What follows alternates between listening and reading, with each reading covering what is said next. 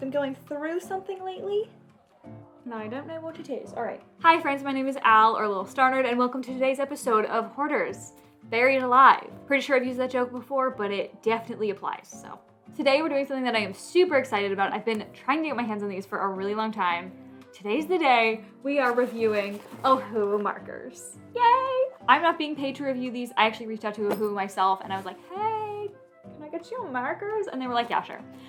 So this is a totally honest review.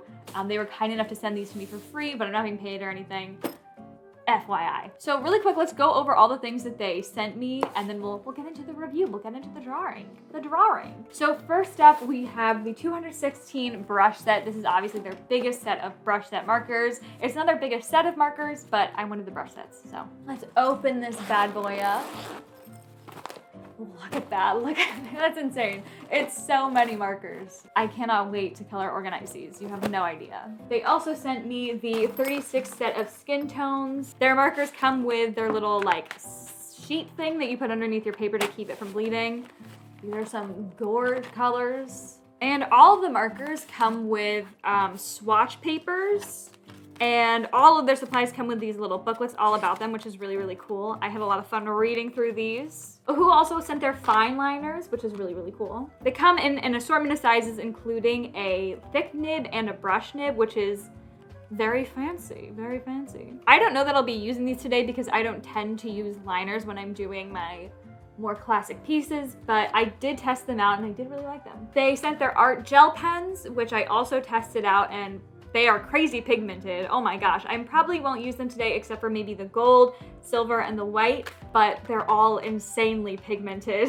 You can see on the back there's 3 gold, 3 silver, I think 7 white, and then a pink, orange, yellow, green, blue, purple, and dark blue. And the last thing they sent me is their spiral bound marker drawing pad. And it's very large. It's very large. I don't actually use marker paper that often. I've used it a little bit here and there when companies have sent it to me and it's grown on me, but I don't use it. Like I don't go to marker paper. So I was really nervous about using this paper for the piece that I was gonna do today, but they sent it to me so I wanted to use it. But I wanted to make sure it would work so I could give these markers a fair shot. And so I did a lot of swatching. And instead of swatching on the papers that it comes with, I wanted to swatch on the actual paper that I'd be using because alcohol markers tend to show up differently on different paper. And so I swatched all of the markers right here. In a second, I'm probably gonna rip this out and set it aside so I can use it as I'm doing my piece. But really quick, I just wanna talk about my first impressions of the paper and the markers.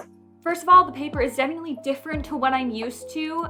It picks up the pigment really, really quickly and it stays there. It doesn't move around a lot, it doesn't bleed that much, which is not what I'm used to. I like to use the bleeding to my advantage. So this will take some getting used to, but I did like it. The pigments show up really well and it does blend easily enough. So for their color selection, I noticed that there's a bunch of greens and blues, which is awesome. I feel like a lot of times there aren't enough greens. This had a great selection of absolutely gorgeous greens. I'm obsessed with a lot of these colors, but I also noticed that there really aren't too many warm colors.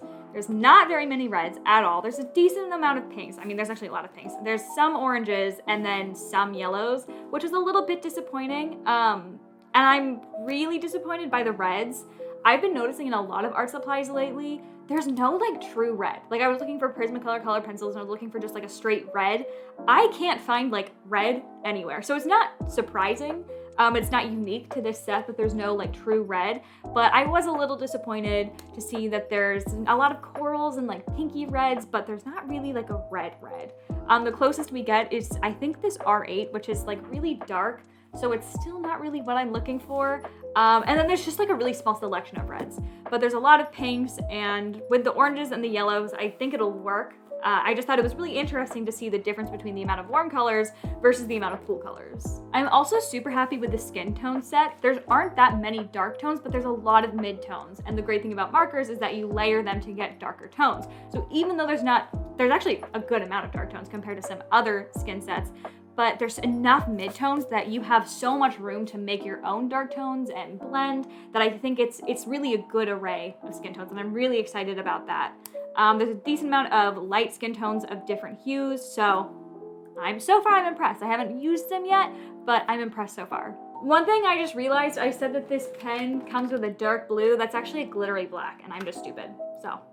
Okay, let's talk about like using the markers and how they blend. I did notice that when you put down a dark color, lighter colors pick it up really, really easily. So if you want to blend like a light color and then a dark color, the lighter color is going to like literally like sap all the pigment out like there will just be no pigment, which is not ideal, but it's definitely not unheard of. That happens with every marker brand, even Copics, but it's really pronounced with these markers. As for blending, with Copics, I can usually get a really decent blend between a really light marker and like a darker mid-tone and really not struggle. Like the lighter color acts as your blender.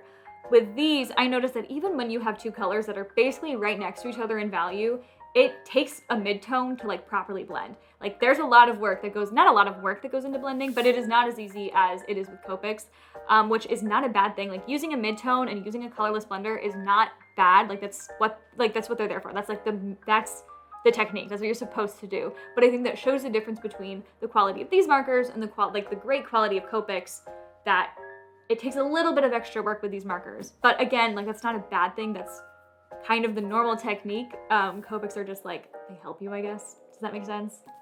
And I definitely think I'll be using the colorless blender, which I've actually never done. I never use colorless blenders. So I think I'll actually be needing to use them this time, which again is not a bad thing. That's what it's there for, but it'll take some getting used to. So overall, my first impressions, I actually really like these markers so far. Like a lot. I have a feeling I'm gonna come out of this absolutely loving these markers and definitely recommending them to you.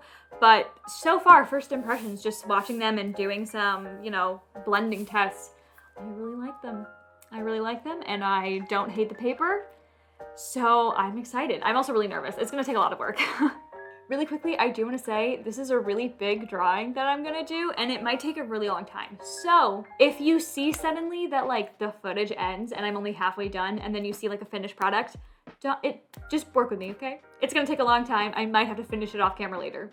I don't know if I can do it all in one day, but bear with me, okay? Okay, let's go. Oh wait, one more thing I want to say. I tried as hard as I could with this sketch. I redid parts of the sketch so many times that I thought I was gonna have to ruin the paper and I'd have to start over. I could not fix this man's head. I could not fix this man's head, no matter how many times I tried. He looks like Buzz Lightyear, and I don't know what to do about it.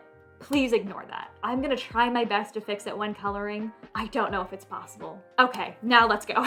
Okay, first let's talk about these markers. The 216 brush set costs $164.99, so each marker is only about 76 cents, which, what the heck?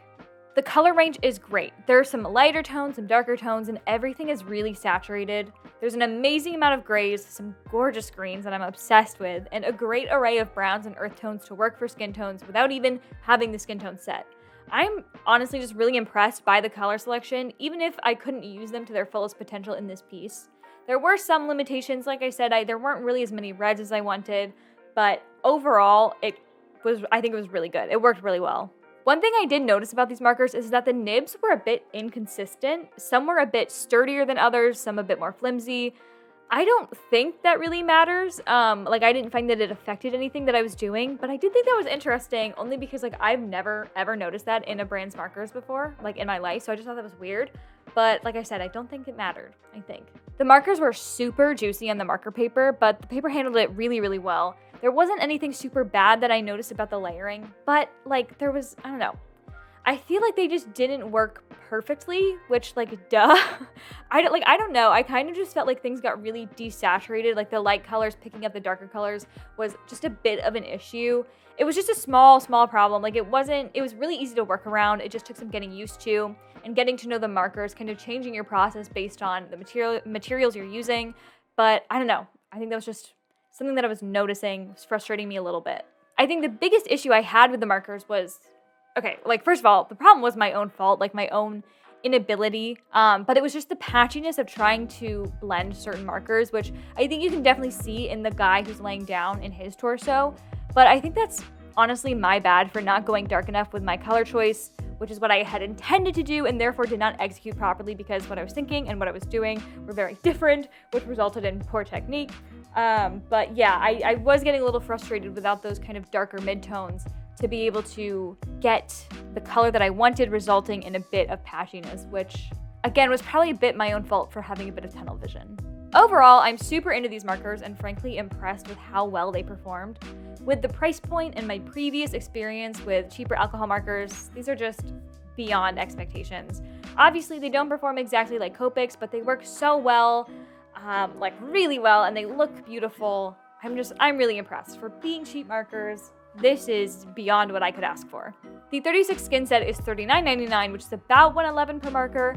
I think the range of values is pretty good, but I think it was missing some darker midtones once I started working with them. Because these markers on this paper requires a midtone to blend, I found the lack of those darker midtones a bit limiting. But I think if I had been a bit more creative, I could have solved that problem. But because this piece was so large, I wasn't spending that much time in thinking, and I was kind of just picking up the color that I thought I needed. So if I had tried, I probably could have worked around it, but yeah, it is what it is, I guess. Ohu markers do not have refills, and you can't buy single markers, which is a bit of a downside, but I think that if you're investing in this huge bucket of markers, if one marker dries out, you have so many similar shades and tones and hues to replace that marker that it doesn't really matter all that much. Do you know what I mean? And you have like every color you could need at your fingertips, which means ideally you're not grabbing the same colors every day and running out of it super quickly. So I'm about halfway done. I'm probably like 3/4 of the way done with the skin of both boys here. I just want to take a minute to take a break and talk about how it's going. My new camera, I'm still figuring out how it works, and it's taking, it needs to stop every once in a while and take a break apparently. So while I'm waiting for that to be ready again, I thought I'd chat to you. One thing I'm noticing that I'm struggling with is kind of like getting those proper midtones and building up the darker colors. I feel like there's a lot of lighter midtones and really dark colors and not too many kind of darker midtones to bridge in between those two, which is making it really hard to get like really deeper, darker skin tones. Another thing I feel like I'm having an issue with is the smoothness of the blending. Laying down flat colors looks really good, but when I start putting other colors on top, I think it's more the paper than it is the markers, because with marker paper, like you put down a mark and the mark is there. It doesn't bleed, it doesn't blend quite as easily. And I'm definitely noticing that things are looking a little bit patchy, and I think it just still needs a bit more work, a few more layers, but it's stressing me out a wee bit. Overall, I'm actually really liking not only how the piece is turning out, but I'm really liking how the markers work. They're very juicy, they're very pigmented. I really, really like them. I just feel like it needs a bit of more courage on my part and a little bit of getting used to, because these do work. You do need to put in a little bit more work than you do with Copics, but overall, like, I think it looks gorgeous. Like, I'm really impressed so far. So far so good. I want to take a quick moment to talk about the paper, but not for too long because I don't have that much experience with marker paper. But I will say that this paper was really not as difficult to work with, which I usually find marker paper like very frustrating. I feel like it desaturates the pigments, it's difficult to blend on, but that was definitely not the case with this paper. I liked the texture. I think my only downside is that it doesn't handle my sketch pencil super well, but overall I had no issues with this paper. I will probably use it again. Overall, I have to say I'm really impressed with Ohu, and I can finally say that I officially recommend these markers as a cheaper option to Copics. You guys have been asking for a long time for alternatives to Copics, whether or not I like Ohu, and since I've never tried Ohu, I could never really give a definitive answer. And now I can finally tell you, I really like Ohu markers, and I definitely recommend them. And if you're looking for a cheaper option to Copics, I think these are a great place to start. Not only are they great to start like as a beginner because of the pricing and the great sets that they have, I think this is also good if you're looking for, you know, if you're more professional level and you're looking for an alternative to Copics, just so you're not using your Copics all the time and having to replace them at super expensive cost. I think these are great for any skill level. I really like them. So let's take a moment to talk about the piece that I'm recreating. This is The Awakening of Adonis by John William Waterhouse, a favorite here on this channel. It was painted in 1899 and displayed in the Royal Academy in 1900. It's an oil painting measuring about 38 inches by 70 inches. The piece, which I've heavily cropped, depicts Adonis being kissed awake by Aphrodite based on the myth of Adonis. This Greek/Roman myth tells of Adonis being born to his mother, who has been turned into a myrrh tree and then is taken by the goddess Aphrodite and given to the goddess Persephone to care for him. But Adonis grows up to be so damn handsome, so damn cute, that Persephone doesn't want to give him up to Aphrodite. They argue about it, and Zeus is like, look, you can each have him for 4 months a year, and the other 4 months he can decide who he wants to stay with. And then Aphrodite magically tricks him into choosing to spend those months with her, and this painting shows the moment of Adonis arriving in Aphrodite's Elysium pleasure garden, being awoken with a gentle kiss. They're surrounded by putai. I found multiple words for this, but basically little babies. And Cupid is blowing on a torch to, quote, rekindle their flame. There are also some flowers in the painting that supposedly grow from Adonis's blood. Overall, there's a lot of symbolic imagery of the renewal of life in spring.